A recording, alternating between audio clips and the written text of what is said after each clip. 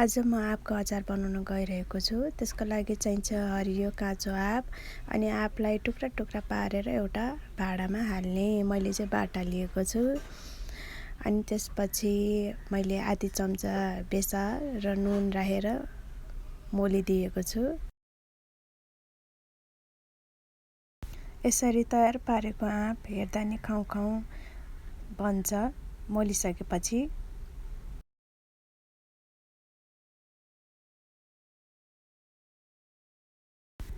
त्यसपछि अचारको लागि मसला तयार गर्ने। त्यसमा मैले खुर्सानी, ज्वानो, मेथी, सौँफ सबै मिक्स गरेको छु र त्यसलाई भुट्नलाई तयार गरिसकेँ। मसला भुटिसकेपछि मैले त्यही प्यानमा तोरीको तेल राखेँ।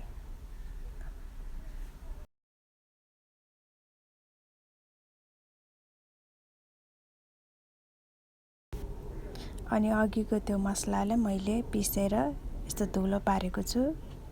त्यसपछि तेलमा राखेर यसरी बिस्तारै मैले सबैमा मिक्स गरेको छु।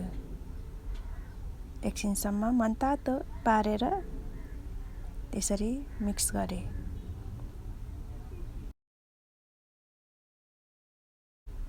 अनि त्यसपछि यसरी मैले भाँडामा हालिदिएँ। अनि हेर्दा नि खाउँ खाउँ लाग्दो बनेको छ अहिले आँपको अचार। यसरी मसलाहरू सबै मिक्स गरिसकेपछि एउटा सिसीको जारमा मजाले भर्न सक्नुहुन्छ हजुरले। मैले यहाँ जार लिएको छु अनि आँपको अचार पनि भरिसकेँ र अहिले रेडी भइसक्यो मेरो आँपको अचार।